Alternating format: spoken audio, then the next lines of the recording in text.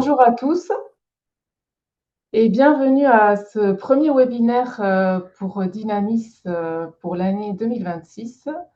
Je suis Nadia Landa-Choco, représentante CNES au bureau exécutif de Dynamis. Et donc, j'ai l'honneur d'ouvrir cette session et donc ce cycle de formation au nom du bureau exécutif Dynamis et de toute l'équipe qui est présente dans le groupe des panélistes dans les coulisses. Donc, cette session s'inscrit dans un cycle de webinaires de formation qui a pour objectif de vous accompagner dans la prise en main de la nouvelle plateforme Dynamis. Ce cycle comprend 6 sessions mensuelles, y compris celle-ci. Donc, il va s'étaler de février à juillet et avec un programme préliminaire qui est déjà disponible sur le site web. Chaque session dure 1 heure avec donc une session par mois a priori. Aujourd'hui, vous suivrez 2 présentations d'environ 20 minutes et chaque présentation sera suivie d'un temps de questions-réponses. Mais je vous invite à commencer à rédiger vos questions pendant les présentations dans le chat QR de votre Zoom en bas de l'écran. Et l'équipe en coulisses commencera à répondre aux questions un peu au fil de l'eau pendant la présentation en cours. Une enquête de satisfaction vous sera proposée, mais seulement à la fin du cycle des webinaires, donc a priori à partir de juillet. Pour commencer ce cycle de formation, on a choisi de vous présenter le processus des demandes de programmation ou d'archives Pléiade et Spot 6. Donc, trois formateurs vont vous proposer donc, 2 présentations. Zachary Aoulad Lafki va vous présenter la partie Pléiade et Amanda Esperon et Loïc Lozac, vont vous présenter la partie Spot 6.7. Alors, une dernière slide pour introduire cette première session donc, sur le processus de demande d'image avant de donner la parole à nos formateurs. Donc, le catalogue V02, c'est une interface unique avec un catalogue d'images et une application de demande d'image intégrée. Donc, cette interface unifiée devrait améliorer vraiment votre parcours utilisateur. 2 autres points d'amélioration importants dans ce catalogue. La plateforme, telle qu'elle a été conçue, devrait permettre d'optimiser la gestion des demandes d'imagerie sur tout le processus de bout en bout de la soumission à la livraison, avec notamment un suivi plus transparent et des statuts actualisés étape par étape sur la plateforme et un système de chat en ligne qui devrait fluidifier les échanges entre l'utilisateur, l'instructeur et aussi le partenaire. Donc voilà, ces points vont être développés dans les présentations qui vont suivre. Et enfin, avec ce nouveau catalogue, la gestion des licences d'utilisation est avancée en amont à l'inscription, au moment de l'inscription au dispositif, pardon. Et donc, ce qui devrait permettre de s'affranchir de l'étape assez fastidieuse de signature des licences à la livraison, donc à la fin, à la production et à la livraison des images. Donc voilà. Donc je vais laisser la parole à Zachary pour la partie Pléiade.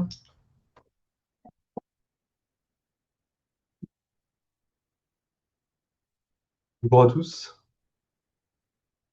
Oh, je vais ouvrir la slide.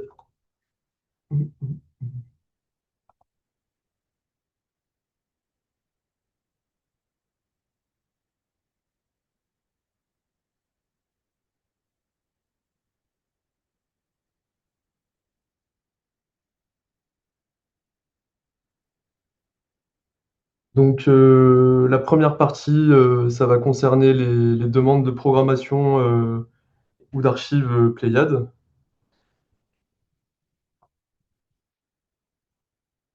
Et donc, tout d'abord, la première partie, je vais vous montrer comment se connecter à Dynamis. Donc, la première étape est créer un nouveau projet Dynamis.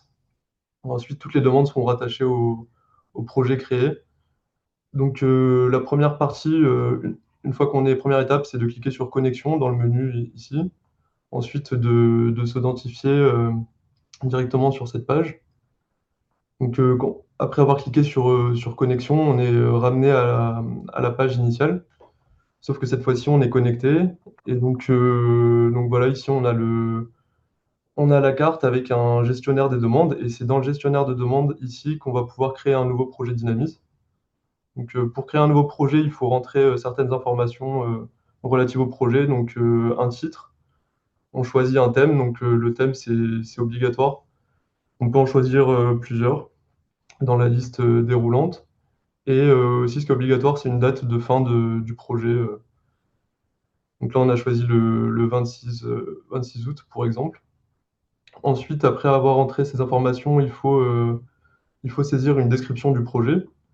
Donc la description du projet, elle doit contenir au minimum 450 caractères et au maximum 1300 caractères.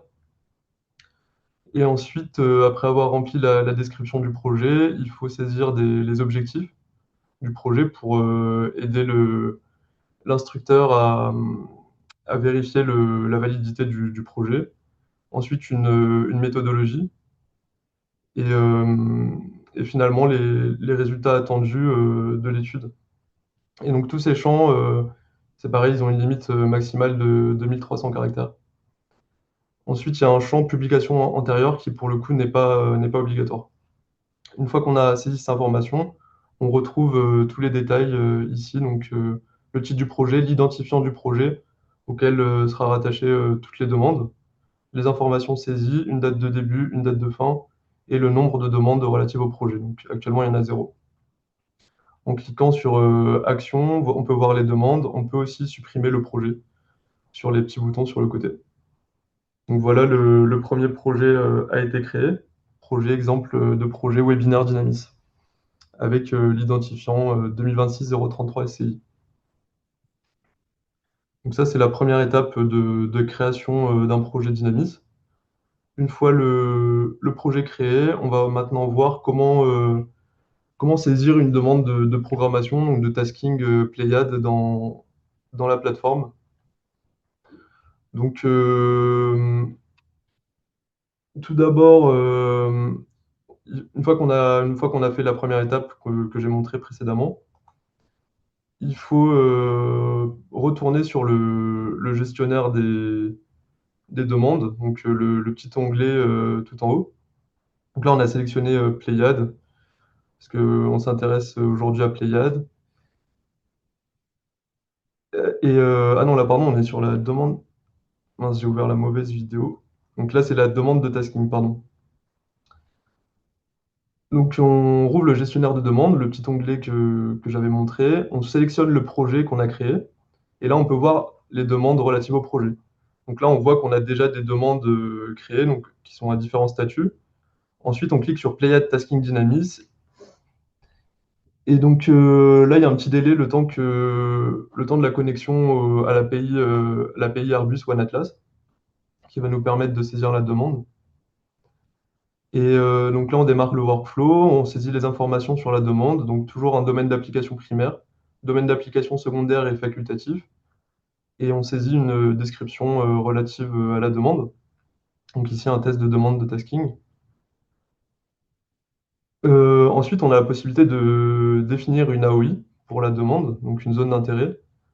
Donc ici, soit on peut la dessiner à la main, donc soit un rectangle, soit un polygone, avec les petits outils qui sont montrés, ou on a la possibilité de supprimer aussi l'AOI. Donc là, on dessine un polygone à la main, autour de Toulouse, et on a la surface qui s'affiche ici, donc de 1032 km². Mais on a aussi la possibilité de téléverser un fichier, donc GeoJSON, KML ou KMZ. Et donc là, on a fait un exemple en ingérant un fichier KML autour de Toulouse pour une AOI de 134 km². On doit aussi saisir les dates d'acquisition, donc une date de départ et une date de fin. Par défaut, la date de début d'acquisition, elle est 5 jours supérieure à la date à laquelle on fait la demande de tasking. La deuxième étape, ensuite, c'est les options de production. Donc ça vous connaissez déjà, ça va pas changer par rapport à l'ancien outil. Donc un niveau de traitement, ortho, projected ou primary, une projection. Donc par défaut, la projection, elle est définie. La première projection proposée, elle est celle de la, c'est celle de la zone d'intérêt. Et si je retourne, donc voilà. Là, c'était du RGF 93. Mais on a aussi la possibilité d'avoir une liste déroulante et de choisir d'autres projections. Ensuite, on choisit un traitement spectral, un format de l'image, donc JPEG ou géotif, un traitement radiométrique, le codage des pixels, référence d'ortification, mode d'acquisition, un angle maximal d'incidence, une couverture nuageuse et neigeuse. Ensuite, une fois qu'on a saisi les informations, on a la possibilité de retourner à l'étape précédente. Et si on a envie de modifier la demande ou, par exemple, de spécifier des informations dans le chat DI ici. Donc DI, c'est le chat demandeur-instructeur, et ça permet au demandeur de spécifier certaines informations relatives à la demande. Donc ici, dans l'exemple, c'est le demandeur, il demande à l'instructeur deux acquisitions espacées d'une période morte de 20 jours entre les deux acquisitions, sur la période définie. Donc ce genre d'information, la revisite par exemple sur les demandes de tasking, c'est vraiment à spécifier dans ce canal DI du chat. Donc une fois le message envoyé, le message est présent dans ce canal et l'instructeur sera notifié par la suite. Et donc ensuite on peut cliquer sur valider et donc là ça nous ramène à la même fenêtre qu'on avait, donc soit soumettre la demande, soit l'annuler. Une fois qu'on a soumis la demande passe au statut en cours d'instruction.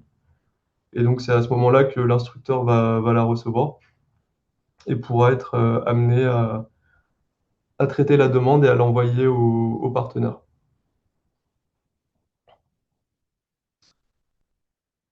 Donc, voilà pour cette partie saisie d'une demande de tasking Pléiade. Donc, vraiment, ce qui est important de savoir, c'est qu'il faut aller dans le gestionnaire des demandes, qu'on a la possibilité de définir son AOI soit à la main, soit en insérant un GeoJSON ou un KML. Et ensuite, la partie saisie des paramètres ne change pas par rapport à l'ancien outil. La vidéo maintenant, ça sera pour la saisie d'une demande d'archives Pléiade. Donc la demande d'archives, c'est presque comme la demande de tasking. Donc là, on est sur la page d'accueil. La première étape, c'est qu'il faut sélectionner commandable. Donc quand on sélectionne commandable, on filtre toutes les images qui sont présentes dans le catalogue Airbus One Atlas. Et bien sûr, comme aujourd'hui on s'intéresse à Pléiade, il faut sélectionner la mission satellitaire Pléiade. Donc ici, on a l'affichage de toutes les images sur une période donnée, une période temporelle donnée. Et donc ici, on a tous les résultats. Donc ici, on en a 1290. Et on peut sélectionner une ou plusieurs images. Donc là, dans l'exemple, j'en sélectionne deux. Et donc les deux qui sont affichés, c'est les deux qui sont en rouge gras ici. Une fois qu'on les a sélectionnés, on clique sur Action et ensuite Commande de l'archive du catalogue Airbus One Atlas. Donc là, on a un petit récapitulatif de la demande avec les deux identifiants des produits sélectionnés.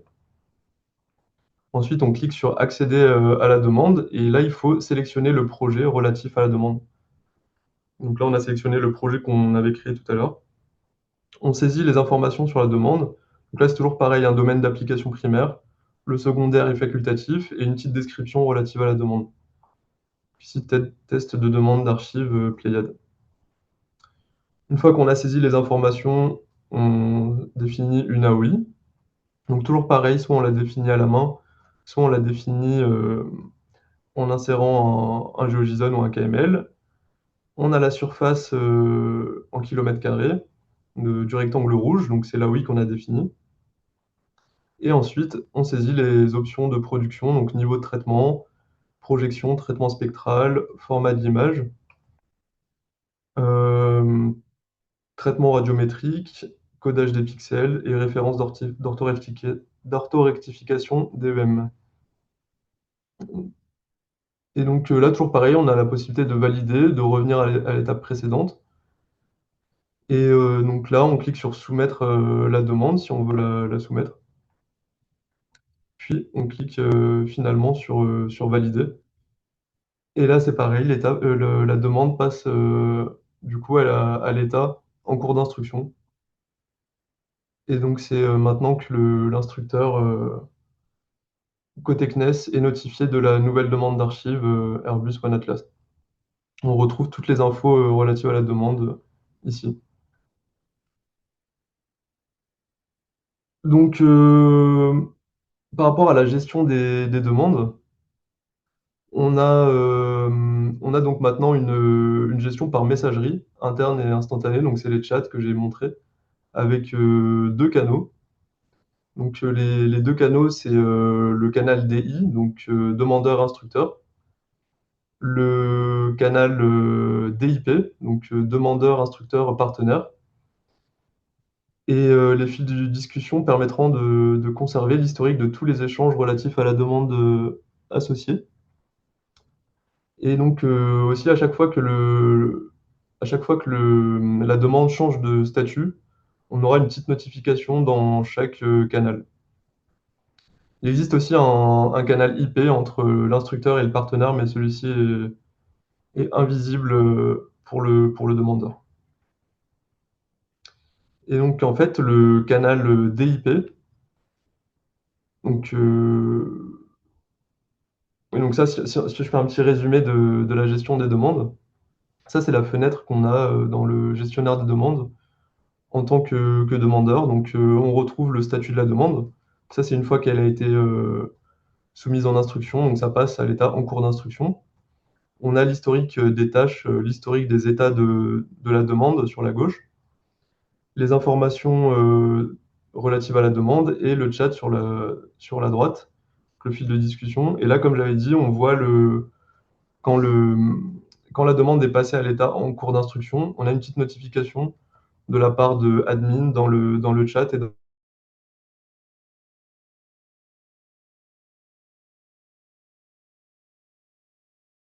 Donc c'est celui qui permet les interactions entre le demandeur, l'instructeur et le partenaire.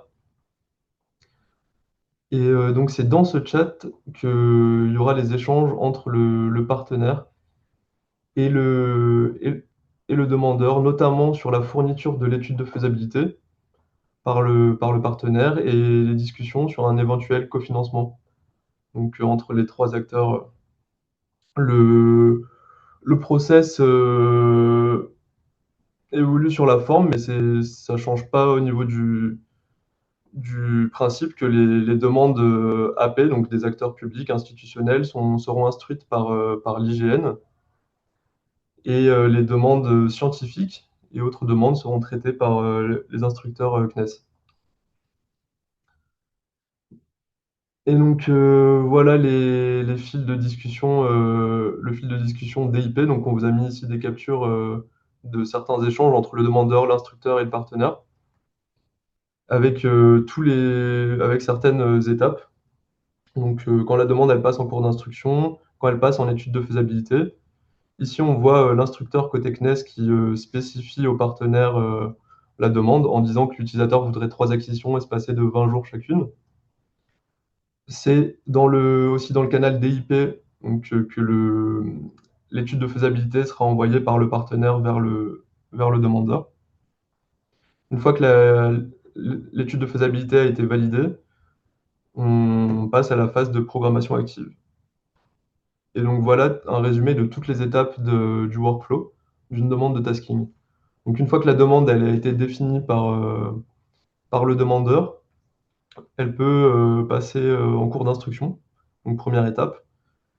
Lorsqu'elle est en cours d'instruction, il est possible d'itérer sur la demande, donc soit par l'instructeur qui renvoie la demande vers le demandeur, donc qui lui demande d'effectuer des modifications. Et dans ce cas-là, elle passe à l'étape brouillon. Soit l'instructeur lui-même peut effectuer des modifications sur la demande, et donc elle sera aussi à l'étape brouillon. Une fois que les modifications ont été effectuées, s'il y en a, ça repasse à l'étape en cours d'instruction. Une fois qu'elle a été envoyée au partenaire, elle passe à l'étape étude de faisabilité. Donc le résultat de l'étude de faisabilité est envoyé par le partenaire au demandeur dans le chat DIP. Une fois que l'étude de faisabilité a été validée, la demande passe au statut programmation active. Et finalement, lorsque la programmation est terminée et que les produits sont livrés, la demande passe au statut livraison des produits. Et donc en fait, ça, c'est tous les mails, c'est des captures de tous les mails que le demandeur va recevoir lors du workflow d'une demande de tasking. Et donc les produits seront livrés directement par mail avec des liens cliquables. Donc ici, c'est test 1 et test 2, c'est des liens en fait sur lesquels le demandeur peut cliquer pour accéder au produit. Donc voilà le résumé du workflow d'une demande de tasking.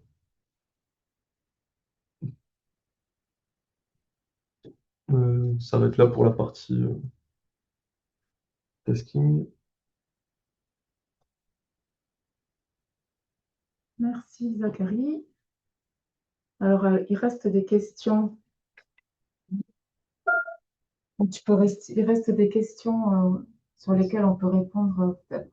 Alors, il y a une question. Quand je sélectionne une image commandable et que je clique sur l'action commande de l'archive du catalogue, il ne se passe rien. Navigateur Chromium et Firefox, comment débloquer cette situation? Commandable et que je clique sur l'action commande. Alors, je réponds si tu veux, Ouais, à Nadia. Du coup, c'est possible. En fait, au niveau de l'interface graphique du catalogue, euh, commandable, une fois qu'on a sélectionné, enfin, si on n'a pas sélectionné le filtre tout en haut pour les données commandables, à ce moment-là, le bouton, enfin, si on n'a pas la sélectionné, le bouton dans la liste des résultats de recherche est quand même accessible dans les actions quand on sélectionne un résultat de recherche. Et c'est pourquoi, mais comme c'est pas des données commandables, à ce moment-là, ça fait rien derrière. Il faut pour que le bouton commande d'archives marche sur un résultat de recherche, il faut avoir sélectionné le filtre tout en haut à gauche des données commandables. C'est les mises à jour qui vont être plus tard. Voilà. ok, ok.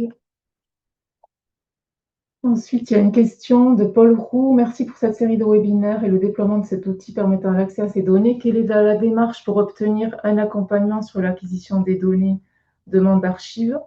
Ben, là, je vais vous mettre sur le chat, vous pouvez nous contacter via l'adresse dynamis@cnas.fr et on peut vous aider sur votre démarche. Et ensuite, prévoyez-vous le développement d'une API pour faciliter l'automatisation d'une chaîne de traitement complète en commençant par le téléchargement de la donnée en s'affranchissant ainsi de l'interface web. Euh, ouais, c'est une bonne idée. En effet, pour l'instant, c'est pas dans les tuyaux, mais on le note. Donc, Lucas Laval, c'est la même question. Pourriez-vous mettre vos emails de contact pour les programmations? OK. Possibilité de programmation sur le Sénégal? Ben oui, Pas de problème hein, pour demander des prises de vue sur le Sénégal. Euh, ensuite,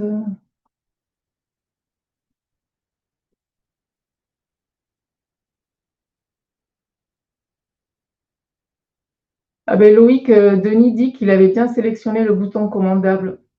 Donc, on va peut-être vous prendre Ouais. contact avec vous pour vous accompagner. En fait, j'ai regardé sur le registre. Enfin, pour l'instant, je ne trouve pas son compte d'adhésion Dynamis. Donc, s'il n'est pas connecté Ah, à ce moment-là, ça peut pas marcher.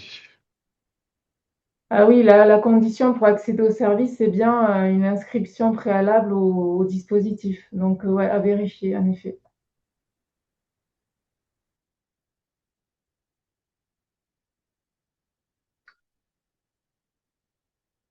Ensuite, y a-t-il un coût pour les institutionnels pour une demande de programmation? Donc, en fait, il y a un système de quotas d'images qui vous est mis à disposition sans coût.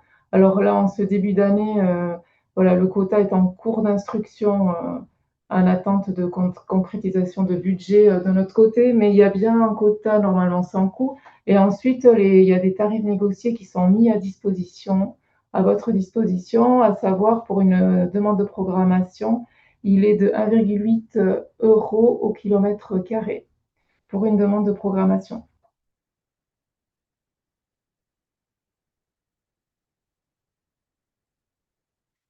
Y a-t-il un nombre limité d'images par, par demande? Non, après, c'est la limite, c'est le quota et puis le financement finalement.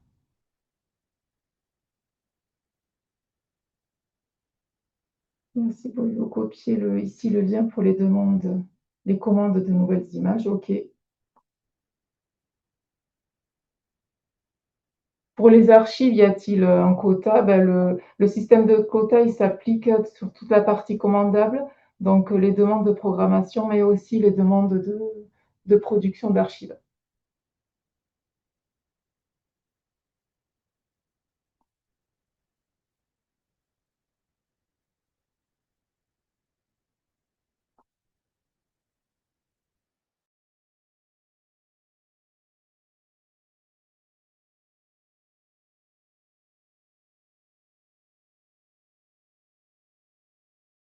Autant rajouter des collaborations sur certains projets. Alors, une gestion un peu complexe des licences, on aimerait, si possible, que le maximum d'utilisateurs des images soient inscrits dans la plateforme et soient passés par la procédure de consentement des licences, donc à l'inscription. Mais ensuite, en effet, on ne va pas pouvoir se passer complètement d'une gestion un peu manuelle à l'aval après à la livraison des images. Donc oui, on pourra toujours rajouter des collaborateurs sur les licences à la fin du processus.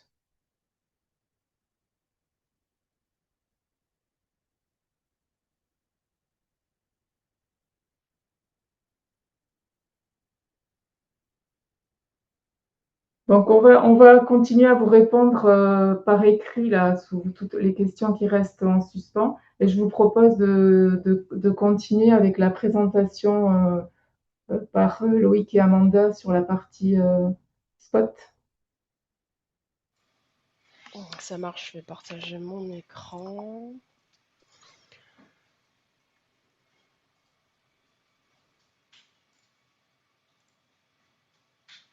Alors, est-ce que tu peux me confirmer que l'écran est bien disponible? Oui, c'est bon. Parfait. Donc bonjour à tous. Donc je vais dans cette partie aborder en fait le processus de commande d'archives. Donc je suis Amanda Esparon, opérateur Dynamis pour la partie Spot 6, Spot 7 avec Loïc Lozac sur la station de Dynamis. Donc la première étape en fait, comme on l'a mentionné précédemment, c'est l'adhésion au travers d'un processus d'adhésion, de création de compte au sein de Dynamis via une entité. Donc on va se connecter, une fois que ça sera fait, Vous aurez ici la possibilité de vous loguer et une fois que vous serez connecté, vous aurez votre nom, prénom apparaissant. Donc les étapes sont similaires en fait pour les Pléiades qui a été présenté par Zachary, donc on va passer assez rapidement. Mais grosso modo, vous allez avoir ici accès à différents items et on va se positionner sur la partie commandable. Donc vous aurez ici le choix de la mission satellitaire, soit les Pléiades, soit les Spot 6, Spot 7, soit les Pléiades Néo. Donc on va ici aborder, on va se positionner sur la zone de Biarritz, par exemple, se positionner effectivement sur commandable et à ce moment-là, commandable, on se met sur Biarritz et puis effectivement la carte va simplement zoomer sur la zone d'intérêt qui va être Biarritz. Après ça, vous aurez la possibilité en fait de choisir l'image d'intérêt, d'avoir une visualisation soit par la vue grise, soit la visualisation de la métadonnée. Et vous pourrez aussi avoir accès, la possibilité de sélectionner plusieurs images. Donc on visualise ici les produits d'intérêt à gauche. Comme je vous ai mentionné, vous avez la possibilité de visualiser les quick looks. Et vous voyez ici qu'en fait les emprises se mettent à jour en fonction de la sélection que vous allez faire en fonction de votre curseur. On va sélectionner le capteur d'intérêt ici, ça va être du spot 6, spot 7. Une fois que c'est fait, on va faire une sélection multiple des données. Donc pour répondre à une question qui a été mise dans le chat, on a moyen effectivement d'avoir une sélection multiple de produits. Une fois que ça va être fait, on va se positionner sur le bouton d'action et faire une commande d'archive au catalogue. À ce moment-là, il va y avoir un écran de récapitulatif de la demande d'archive avec les 4 demandes qui ont été demandées. On va simplement faire accéder à la demande. Il y a 2 types ensuite de... Donc chaque demande d'archive ou de programmation doit forcément faire l'objet en fait d'une association à un projet. Donc il va falloir soit sélectionner un projet, soit créer un projet.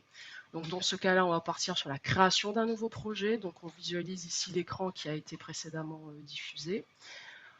Et une fois que c'est fait, on va faire une nouvelle demande.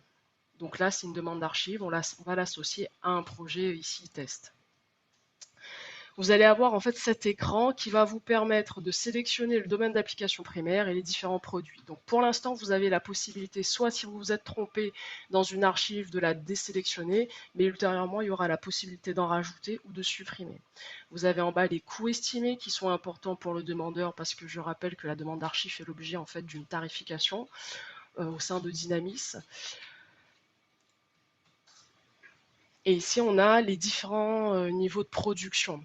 Ce qu'il faut savoir, c'est que de manière un peu automatique au sein de Dynamis et pour les capteurs Spot 6, Spot 7, toutes les images sont produites en brut MS, brut pan, ortho MS, ortho pan. Si vous avez besoin d'une production spécifique, vous pouvez la mentionner sur cet écran-là.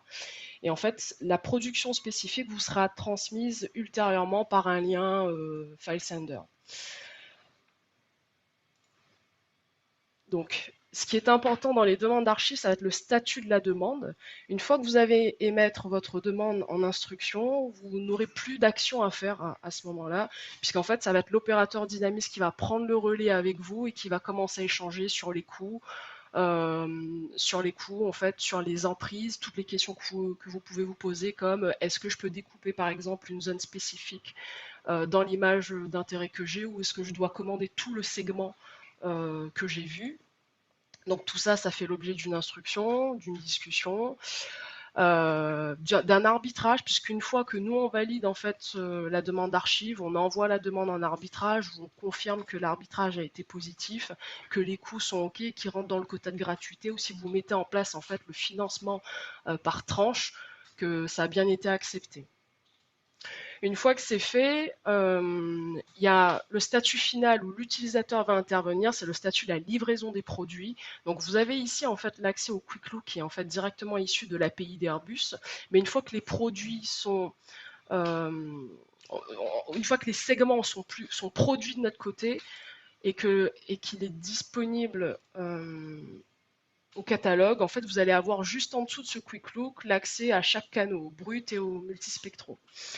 Et donc, ultérieurement, vous allez pouvoir les télécharger directement, etc. Donc, je ne m'attarderai pas sur les statuts de la demande. Je pense que nos amis du CNES ont très bien détaillé cette partie-là. Donc, je vais laisser la partie programmation par Loïc Lozac.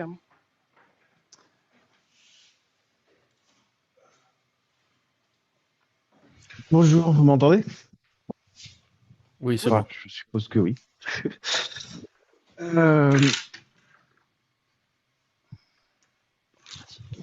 Euh, du coup, je vais vous parler du processus de programmation satellite. Donc, comme précédemment, on accède au catalogue Dynamis. C'est pour lancer une demande de programmation, comme on vous l'a présenté précédemment déjà. Donc, on clique sur demande d'acquisition dans le menu en haut à gauche.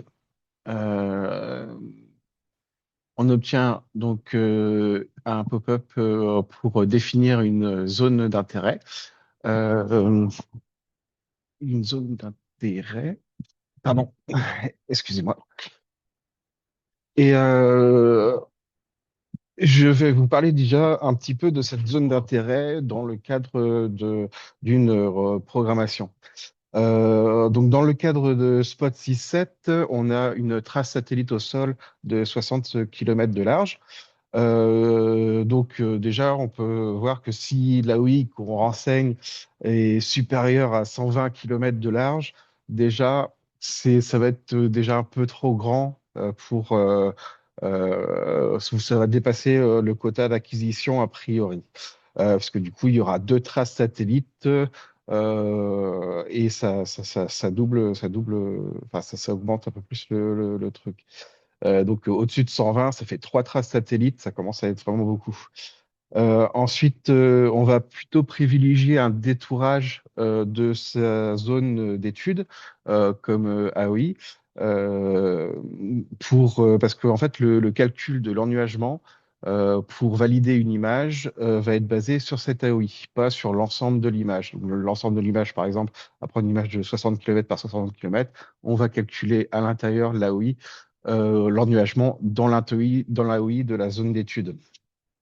Euh, Ensuite, il faut savoir que pour Spot 6.7, donc on obtient les images satellites, la scène satellite 60 km par 60 km à 1000 euros. Donc pour vous donner un ordre d'idée.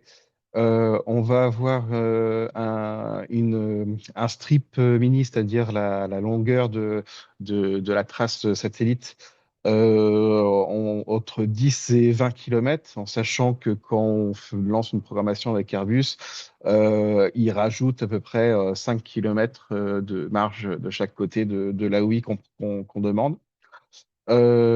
Et au niveau du strip maxi, bah là, ça va être par rapport au quota de gratuité Dynamis. Pour Spot 6.7, on permet 5 000 euros par entité et par an, par organisme et par an, soit 5 000, 5 fois 3 600 km, soit voilà, pour et en sachant que on va estimer la donnée, estimer le coût de la demande. Il y a aussi par rapport aux statistiques d'acquisition d'une zone. Généralement, on multiplie par deux pour estimer pour une programmation le coût de celle-ci. Donc, pour Spot 6.7, si on dépasse les 9000 km², on commence déjà à être un peu limite. Euh, donc voilà, on dessine la zone qu'on a besoin. Ensuite, on sélectionne Spotsy 7.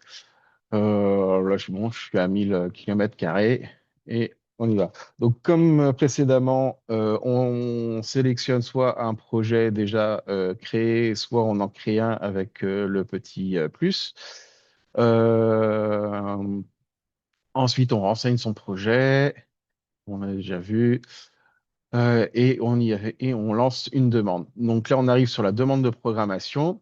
On remplit ce formulaire. Donc ça commence par les domaines d'application de la demande. C'est un peu redondant avec le projet, mais c'est par rapport à l'API Airbus. On nous demande de faire ce formulaire-là. Euh, ensuite, on a la zone d'intérêt à définir. Ici, on va pouvoir, du coup, comme on l'a déjà dit, je suppose, téléverser un fichier KML, KMZ ou GeoJSON pour une donnée, en sachant que les fichiers qu'on upload doivent être des polygones simples et je crois que c'est limité à 50 points dans le polygone. Donc, ça sert à rien de chercher de mettre genre le trait de côte avec un buffer, ça marchera pas. Euh, une fois qu'on a rempli ça, on met les options de production. Alors pour Spot 67, je sais plus si Amanda a dit, j'étais en train de répondre aux questions. Euh, en fait, pour Spot 67, on fait une production automatique directement qui va être publiée au catalogue, qui sera le bundle. Donc, l'image sera produite en orthorectification et en primary, image brute. L'orthorectification sera précise sur les zones de notre antenne, c'est-à-dire dans un cercle autour de la France où on aura une orthographication de précision avec un MNT de précision, mais pour le reste du monde, on utilise le SRTM à 90 mètres de résolution spatiale. Mais on va produire quand même ces orthos-là aussi. Donc, et donc en géotiff et bundle. Ensuite, les options qui seront renseignées ici, ce sera pour des productions spécifiques. On en discutera ensuite entre le demandeur et l'instructeur pour savoir s'il veut vraiment ces données-là. Et on lui fournira la production spécifique en Panchart Sharp ou différents niveaux de traitement radiométrique dans le chat à l'intérieur de la demande. Et cette production-là sera fournie directement au demandeur. Ce qui sera publié sera uniquement la production automatique qu'on réalise en ortho, en bundle ortho et brut. Ensuite, il y a les options d'acquisition à partir de modes d'acquisition qui sont à renseigner. Donc, mono, stéréo ou tristéréo. Donc, bien sûr, se rendre compte qu'à chaque fois, ça augmente les coûts.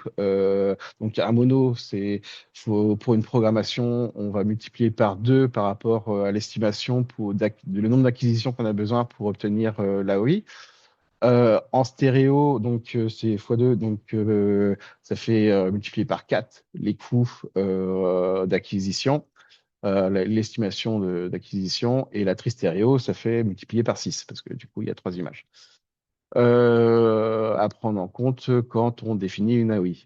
Ensuite, l'angle d'incidence va nous permettre d'avoir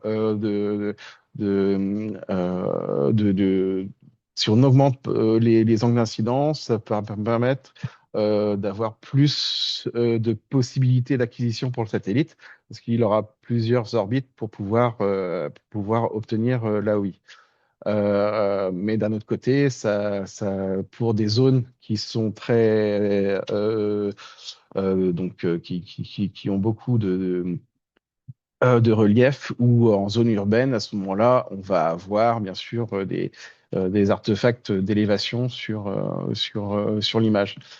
Donc, à voir en fonction de ce que vous avez besoin. La couverture nuageuse maximale, en sachant que si on obtient une image à 10% inférieure à 10% de couverture nuageuse, à ce moment-là, on va vous proposer cette image, mais pendant le même temps, ça a été validé par Airbus, donc eux, ils auront mis en pause la programmation. Donc, tant que cette image-là ne sera pas validée ou non voulue par l'utilisateur, à ce moment-là, la programmation est arrêtée. Et la couverture neigeuse. Donc, une fois que vous avez rempli ça, la demande est en cours d'instruction. Nous, de notre côté, on va évaluer votre projet et la demande et vous demander des précisions, par exemple. Donc, vous recevrez un mail de notification vous disant que des modifications sont demandées sur la demande.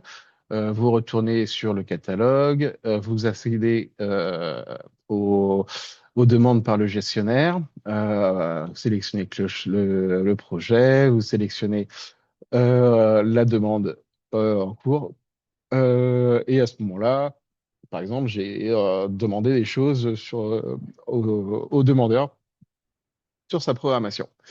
Par exemple, c'est une zone littorale. Je vois qu'il est dans le projet, je vois qu'il est intéressé par la zone littorale. Du coup, je lui demande de plutôt restreindre son AOI sur la zone littorale pour améliorer les chances de passer en dessous du seuil de couverture nuageuse. Par exemple, il a mis une période d'acquisition qui est trop courte, 15 jours, et vaut mieux privilégier des périodes d'acquisition de 1 à 2 mois en satellite pour qu'il y ait assez de possibilités d'acquisition au niveau du satellite pour fournir des résultats. Euh, donc voilà, à l'intérieur, l'humain change sa zone, puis il change sa date et il valide. À ce moment-là, la demande est en attente d'acquisition. Donc là, il ne se passe plus rien jusqu'à ce que nous, au niveau de l'antenne, on reçoive une acquisition qui est validée par Airbus. Et à ce moment-là, on va la proposer à la demande. Il va obtenir il va obtenir du coup le quick look de l'image va s'afficher pour la proposer à l'utilisateur il pourra alors accepter ou refuser l'image. À ce moment-là, il la valide ou pas. Et une fois validé, ça reste en attente jusqu'à ce que nous, on la produise réellement et qu'on la publie au catalogue. À ce moment-là, une fois qu'elle est publiée au catalogue, l'image associée, le produit associé à l'acquisition satellite sera accessible par les liens qu'on voit là, metadata, pan et multispectral, qui sont les liens directement signés pour soit télécharger directement la donnée, soit l'afficher directement dans le QGIS via les protocoles STAC et COG. Voilà, une fois que l'AOI a été complétée, à ce moment-là, on passe la demande en statut fermé et on peut accéder à l'image à travers le catalogue pour toute la communauté. Voilà.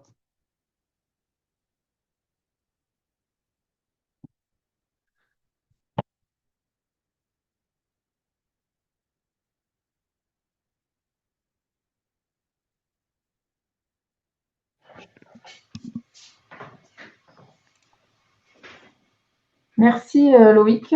Donc, je regarde un peu les questions. Est-ce qu'il y a des questions pour toi? Juste pour l'utilisateur de tout à l'heure, Monsieur Ferrer, effectivement sur le registre, en fait, on constate qu'il est en validation de compte, donc il faut absolument que son compte soit validé par son référent Dynamis. Donc tant que ce ne sera pas fait, a priori, il n'aura pas accès aux fonctionnalités. On t'entend pas bien, Amanda, je crois. Allô, allô? Est-ce que là vous m'entendez mieux? Oui, c'est mieux.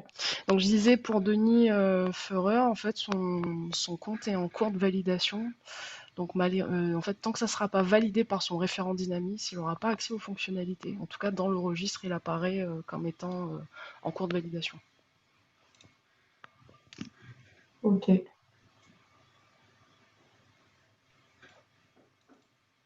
Alors ensuite, il y a une question. Toutes les archives One Atlas sont maintenant visibles dans l'interface du catalogue Dynamis. Oui, oui, je confirme.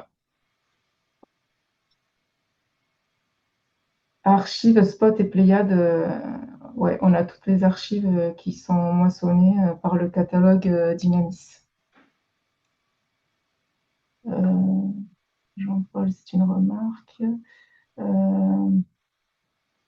Donc les quotas de gratuité, comme l'a dit Jean-Paul, ils sont en cours d'instruction et de consolidation.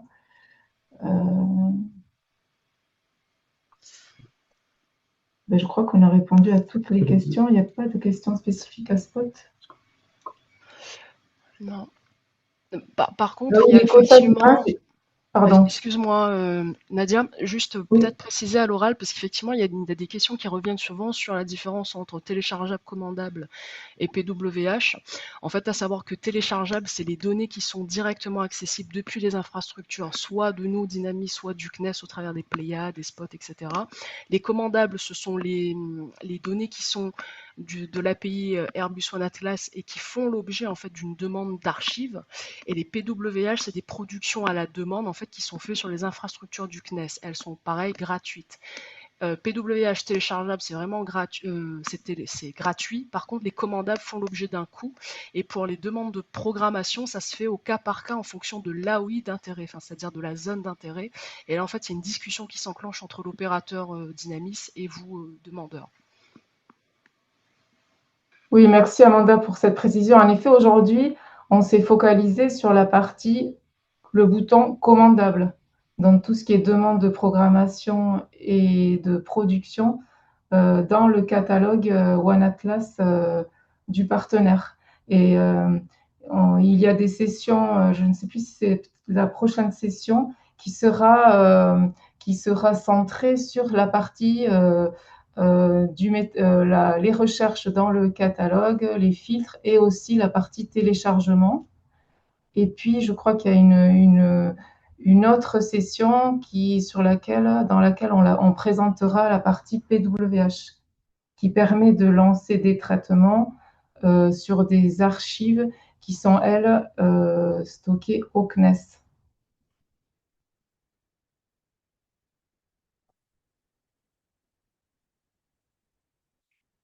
Alors, une dernière question. Il existait des données Pléiades non orthorectifiées. Est-ce que dans le catalogue tout a été revu? Ou alors faut-il faire une commande du produit pour récupérer l'archive orthorectifiée? Non, le catalogue, pour le coup, le catalogue des données Pléiades téléchargeables, il devrait comprendre les images Pléiades avant orthorectification. Donc, je répondrais qu'il n'est pas utile de refaire une commande pour récupérer l'archive. Juste, Nadia, je complète. Si une demande est dans téléchargeable au niveau primary ou au niveau sensor, c'est qu'elle a été commandée à l'époque à ce niveau-là et elle est mise dans le catalogue. Si vous souhaitez la même donnée en ortho rectifiée, il faut faire une commande d'archive ou via PWH faire le calcul en ligne.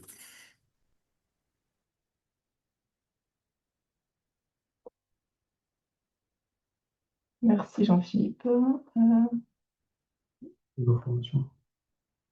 Merci, je demandais à quoi servaient les informations qu'on doit indiquer lors de la création de projets. Ben,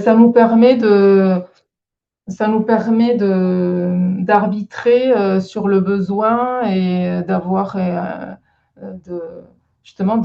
d'être informé sur le contour du projet et l'utilisation des images qui est faite. Et éventuellement, on est toujours preneur aussi de retours d'usage sur l'exploitation des images qui ont été commandées dans Dynamis.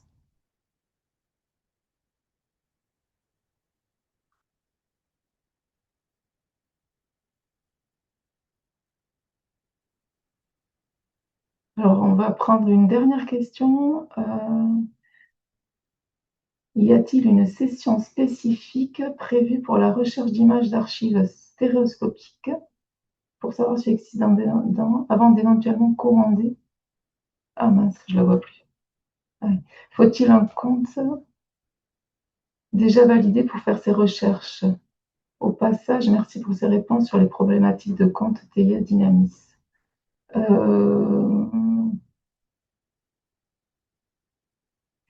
Alors, la recherche d'images stéréo, normalement, cette fonctionnalité, elle existe.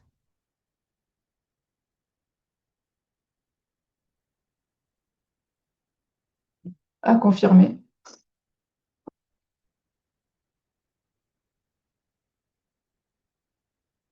Et vous devriez le voir dans votre entité. Oui, Vous voulez Nadia, dire? tu m'entends? Oui, Ah, c'était pour compléter là sur la question. oui.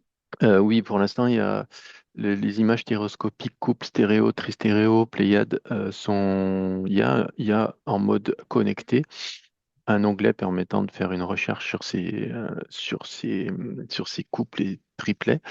Par contre, le calcul peut pas être lancé aujourd'hui comme avant. Par contre, c'est une fonctionnalité qui va être mise en place prochainement avec le service DSMOps de Formater, à partir duquel on pourra créer vous pourrez créer vos propres MNT, mais vous pouvez faire actuellement la recherche, c'est-à-dire et télécharger ces coupes stéréo et faire votre propre traitement sur votre logiciel SIG ou votre algorithme personnel sur votre ordinateur. Et après, le service continu avec Formater va être mis en place bientôt. Donc il y a bien cette fonctionnalité en mode connecté. Elle est un petit peu cachée, donc il faut un peu la chercher dans les filtres avancés. Sur la droite, c'est le troisième onglet. Il faut un peu naviguer, jouer avec l'interface pour. Mais c'est bon, une fois que vous l'avez trouvé, vous savez où se trouve cet onglet. Voilà. Ok, merci Stéphane. Bon, mais je vous propose de conclure cette session. On répondra aux questions peut-être à l'écrit s'il en reste. Et juste un petit mot pour clôturer ce webinaire. Euh, Tu peux me donner la main, Bastien, s'il te plaît, Tu- Ah, ouais. ou Amanda? Ah oui, c'est quelqu'un qui. Amanda, il faut que tu enlèves ton partage. Oui, oui.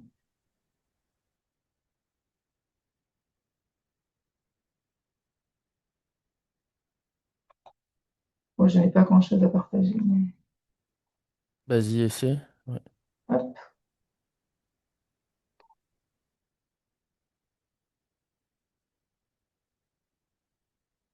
Voilà, juste un petit mot de fin pour vous remercier pour votre participation nombreuse et votre intérêt.